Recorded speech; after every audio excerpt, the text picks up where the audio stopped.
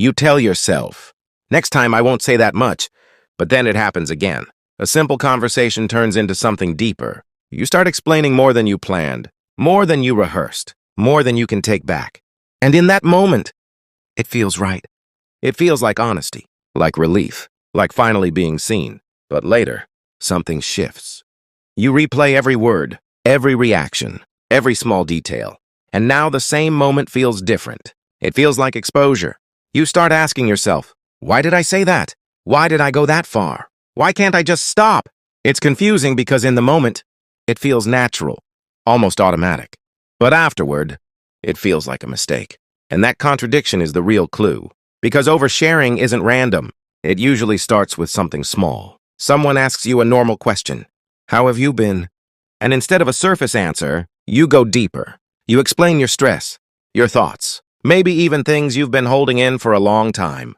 And for a brief moment, it feels like connection, like someone finally sees you. But later, your mind turns against you. You replay the conversation again and again. You notice things you didn't notice before. The tone, the pauses, their expression. And suddenly, what felt like connection now feels like too much. You begin to shrink inside your own thoughts. Did I say too much? Do they see me differently now? Did I make it weird? This isn't just embarrassment, it's something deeper. Because in that moment, you weren't just talking. You were revealing parts of yourself that you usually keep hidden. And once they're out, you can't control how they're seen. So you promise yourself, next time will be different. Next time you'll stay in control. But next time comes, and the same thing happens again. Which leads to a strange question. If oversharing makes you uncomfortable later, why does it feel so right in the moment? The answer is not what you think. It's not because you lack discipline. It's not because you don't have control. Oversharing is not a flaw. It's an adaptation. Your brain is trying to solve something very specific. Emotional loneliness. Not the kind where you're physically alone, but the kind where you feel unseen, even when people are around you. In those moments, your brain looks for the fastest way to feel connected. And one of the fastest ways is vulnerability. So it opens the door quickly, faster than you intended. Because for a second, it feels like relief, like pressure being released, like finally being understood. But here's where it becomes complicated. The same brain that pushes you to open up also wants to protect you. So once the moment passes, another part of you steps in, and it starts analyzing. That part asks, was that too much? Was that appropriate? Did you go too far? Now you're stuck between two systems, one that wants connection and one that wants safety. And they don't always agree. To understand this better, you need to see how your brain handles connection. Imagine your mind like a social thermostat. Its job is to regulate how close or distant you feel from other people. When you feel disconnected, it pushes you toward closeness. When you feel exposed, it pulls you back.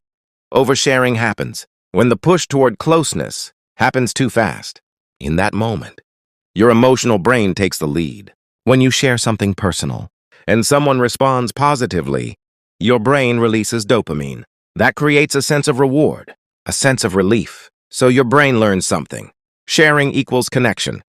And because it feels good, it wants to repeat it. But then, your thinking brain catches up. The part that evaluates social behavior. The part that replays conversations. The part that tries to protect your identity. And it starts asking questions after everything is already said. So the sequence becomes clear. You feel something. You share it. You feel relief. Then you reflect. Then you regret. Not because something is wrong with you, but because your brain is trying to balance two needs at the same time.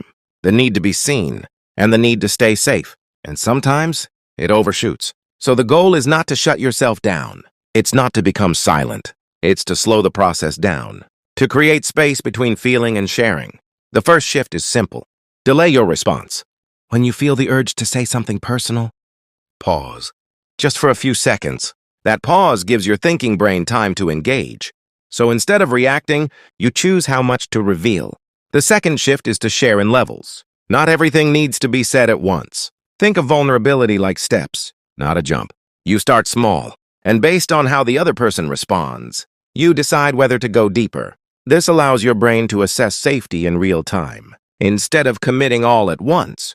The third shift is awareness. Notice when the urge to overshare appears. because it usually comes from a specific feeling: loneliness, anxiety, the need to feel understood. When you name that feeling, you create distance from it, and that distance gives you control. The fourth shift is creating a private outlet. Your thoughts need somewhere to go. If they don't, they will come out in the nearest conversation. So instead, you write them down, exactly as they are. And something interesting happens. The intensity starts to fade, because your brain no longer feels the urgency to release everything at once. And the final shift is redefining connection. Connection is not built in one moment. It doesn't require full exposure immediately. It grows over time.